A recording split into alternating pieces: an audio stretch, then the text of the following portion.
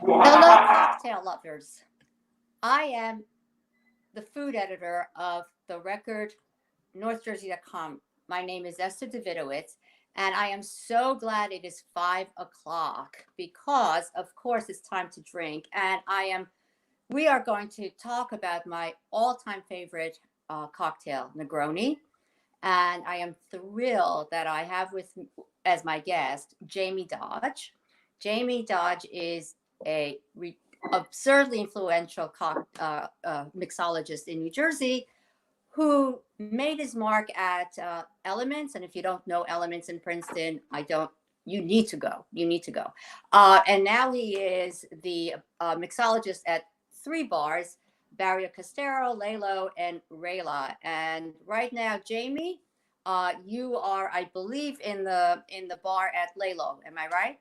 Hey, Esther. Yeah, thanks for having me. I'm down here in Laylow in Asbury Park, New Jersey, just a few blocks from the beach. Right. And I know when I told you that Negroni is my all-time favorite drink, you said it's mine as well. It's my favorite classic cocktail, 100%. Absolutely. It's like, can we wax poetic about how wonderful it is? Yeah, absolutely. It's one of those simple, equal parts cocktails that you can literally build in a glass, add some ice, stir with your finger, and enjoy it right there and there at the end. Absolutely. Right. And it was, I think its history is it actually was created in Italy, if I'm correct. Yeah? Yeah, Florence, Italy, absolutely, by a gentleman with the last name of Negroni. And it was in 1919. He was a big fan of the more traditional cocktail, the Americano, which is sweet vermouth, Campari, and club soda, traditionally done with a lemon twist or a lemon wedge. He wanted something a little stronger, so he had his bartender at his local cafe substitute the gin for the sweet vermouth, or for the club soda, I'm sorry. Right. And then was created the classic Negroni, and it's been going strong ever since. They actually opened up a distillery there in that hometown, and it's still going under a different family. Can you explain to me, I mean, I know why, but why is it your favorite classic cocktail? Besides that it's gorgeous and it tastes like, like heaven. Sure. Yeah, it's certainly, it's, once again, it's a simple cocktail. It's one of those staples. If you go to a cocktail bar, you can order a Negroni in pretty much every cocktail. Bartender should be able to make it with precision and ease. It's bittersweet, which I love. It's strong, which I love. It's a great aperitivo before a nice meal. It's just a great go-to, and it's also super versatile to substitute some of the ingredients and mess around. So I don't know if you caught Stanley Tucci, the actor, on Instagram making a Negroni for his wife, and as charming and as darling as that was, it was all wrong. It was just absolutely wrong. So I want you to now put together Negroni for our viewers that's right on the mark. Of course, absolutely. I'd be my pleasure. So it's super simple. I've got my local gin from Asbury Park here, equal parts. This is one of those cocktails you don't necessarily need a jigger to make. You can literally use a shot glass or something that's just going to be equal parts. Traditionally, it's 1 ounce of each. So we've got our local Asbury Park gin, which is distilled about a block away. Campari from Milano, and we've got our Carpano Antica sweet vermouth, which is one of the original recipes for sweet vermouth from Italy, which is definitely my favorite sweet vermouth to use. So I'm going to make that for you. Once again, It's just equal parts. I'm going to take my jigger. Let me just ask you: have you ever changed the sort of proportions? Because that's what Stanley Tucci did. Yeah, Stanley Tucci just wanted I don't know if he wanted or if he was just doing it wrong, but he did 2 parts of gin for 1 part of the others. I guess he just wanted it a little stronger. Maybe he was trying to take advantage of his wife that night. Who knows? Could have just been one of those. He was like, she needs to relax a little bit, so it could have been that. But this is the traditional. This is how it's 1, 1, 1, right? This is the ultimate. Absolutely, yeah. That's right. Yeah, so I'm going to go ahead and take my 2-ounce jigger. It's the Japanese style jigger, so I've got 2 ounces on this side, 1 ounce on this side, and then little indentations here or markings with a 1.5, a half, and a 3/4. So it's a super versatile jigger. Where do you buy that? I usually Where'd you buy get it that one? online. We use Cocktail Kingdom, which is based out of New York City for a lot of our product. Oh, really? Uh-huh. Yep. So 1 ounce of our local gin. You can use whatever gin you prefer. There's really no right or wrong gin in this cocktail.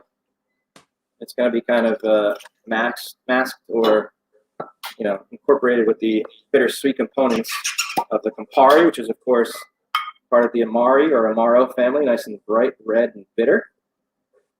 And then our sweet vermouth, of course using Carpano Antica, my favorite. This is Quest, by the way. He's our mascot down here in Laylow. Which is your favorite? I'm sorry, I didn't hear.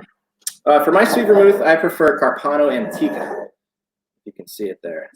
Okay. They've been making this since 1786. Wow. And then if you have a stirring glass, perfect. If you have just a pint glass, that works just fine as well.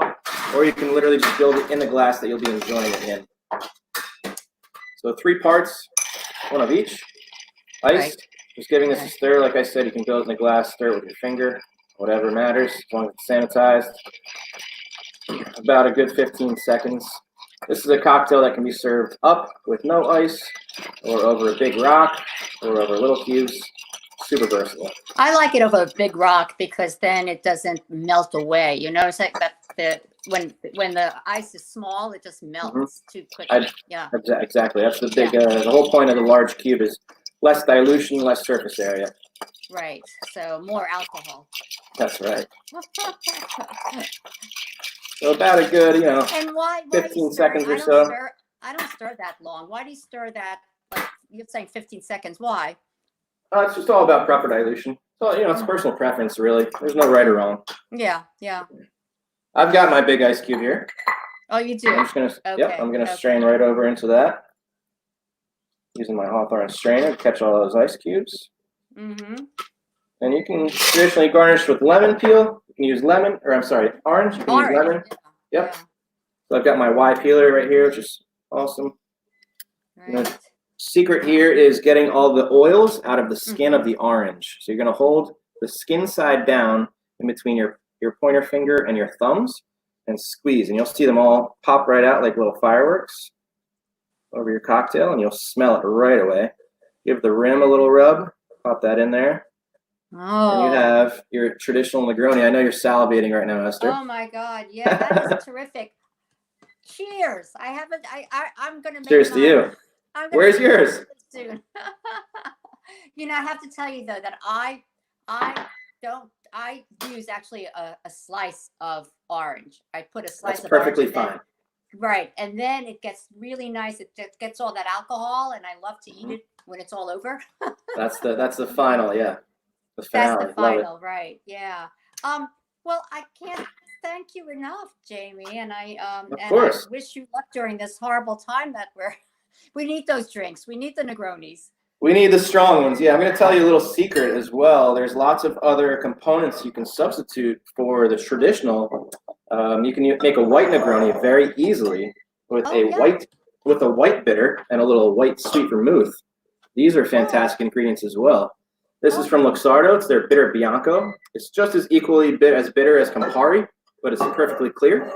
And this is a white sweet vermouth from Chambéry, France, from Dolin, which is literally a sweet vermouth, but it's clear as well. And I prefer to make this Negroni with a lemon expression as opposed to the orange. It kind of brightens it up. And then it's delicious. And then as I was saying, use any gin that you like. And you can also take the bitter component and use different Amaros.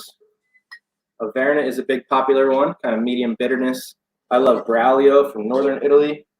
And of course, you'll recognize Aperol, right? Which is a little softer on the bitterness, a little bit more citrus forward. Right. So super versatile cocktail. The classic Negroni can be not so classic with some of these other renditions. I also really like this Punti Mace vermouth, which is kind of a more bitter sweet vermouth, which is also made by the Antica family from this Carpano Antica. So. Wow, I have to go. Some tricks of the trade. You've got to load up that liquor cabinet. Exactly. Yeah. Well, that's wonderful. I learned a lot. Thank you so much, Jamie. And my pleasure. And cheers. Cheers to all you. Absolutely. Thank you so much. Thanks for having me. Absolutely. And hopefully we'll see you all soon down